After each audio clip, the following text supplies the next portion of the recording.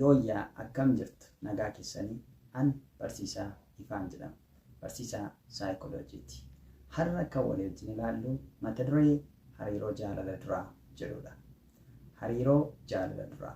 Jaalala dura maal gochuu qabna? Utuu gara jaalalaatti seeniin maal gochuu qabna kan jedhu walii wajjin baranna jechuudha. Kanaaf namoonni yuutuubii kanaaf haaraa taatan yuutuubii kana sabskiraayib gochuu hin dagatinaa. Egaa amma tokko tokkoon utuu jaalala hin jalqabin dura hariiroo jaalalaa keessa seenin dura yookiis gara gaa'elaatti seenin dura maal gochuu qabna kan jedhamu walii wajjin ilaalla jechuudha. Tokkoffaa inni jalqabaa ofii keenya baruudha.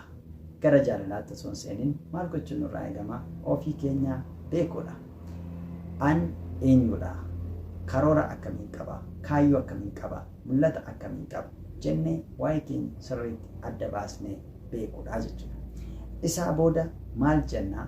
Namni an hariiroo wajjin uumaa jiru kun yaada koo kana, mul'ata koo kana galmaan gahuu hin danda'a kan jedhu beekotoo nurra jiraata jechuudha. Lammaffaa waan ta'uu barbaannu adda baafachuu yookiis fedhii keenya beekuudha. Fedhii keenya yoo sirriitti hubanne nama jaallannu hubachuu hin dadhabnu jechuudha. Maalan barbaada? Maal argachuun barbaada? Eessa ga'uun barbaada? Maal gochuun barbaada? Jennee erga adda baasnee booda gara maalitti seenna jechuudha? Namni ani itti hirkachuuf yookiis hariiroo wajjin uumuuf deemu fedha koo kanaa wajjin hin deemaa jennee of gaafachuu, wal gaafachuu nurra jira jechuudha. Inni sadaffaan personal growth yookiis ofii keenya irratti hojjechuudha. Gara hariiroo jaalalaatti osoo hin seeniin communication skill dandeettii haasaa keenya guddifachuu, emotional intelligence miira keenya to'achuu, an miira koo to'achuu nan danda'a. Jaalalli miira irra guddeessaa miira baay'ee gad fagoodha. Kanaaf immoo miira kana ani to'achuu nan danda'a kan jedhu baay'ee murteessaadha jechuudha. Gaaffii kana of gaafachuutu nurra jiraata. Miira kee to'achuu hin dandeessu taanaan jaalala keessa gaafa seentu baay'ee rakkatta waan ta'eef jechuudha. Kanaaf inni sadaffaanii ani miira koo to'achuu nan danda'a jennee of gaafachuudha jechuudha.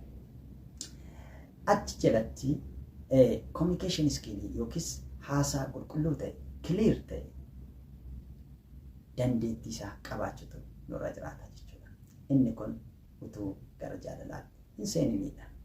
Inni arfaffaan maalidha yoo jettan maal gochuun nurra jiraata?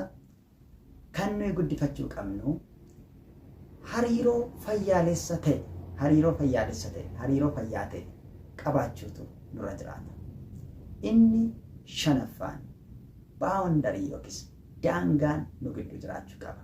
Sababni isaa hariiroo jaalalaa keessatti jaalalli yeroo mataasaa danda'e barbaada. Namoonni tokko tokko akkaataa isaan itti wal dhaban amma walitti bilbiluudhaan, dhiironni tokko tokko amma itti bilbiluudhaan, isheenis amma bilbiluudhaan jaalala sana yeroo isaan akka inni diigamu godhan jira. Kanaaf maal jiraachuu qaba? Daangaan jiraachuu qaba jechuudha. Isa kanaaf immoo murteessaan eenyudha? Namni sun baay'ee murteessaadha. Daangaan jiraachuu qaba jechuudha. Inni ja'affaan maal guddisuu qabna? Dandeettii namoota gargaaru. Namoota naannoo keenya kan akka maatii keenya, hiriyaa keenya, akkasuma hawaasa keenya gargaaru guddifachuutu nurra jiraata jechuudha. Isaan kun utuu gara hariiroo jaalalaatti hin seeniin wanta nuyi gochuu qabnudha.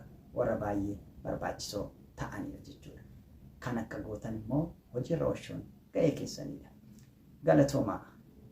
Yeroo biraa mata duree biraadhaan walitti deebina. Namoonni yuutuubii kanaaf haaraa taatan sabskiraayib godhaa, laayik gochuudhaan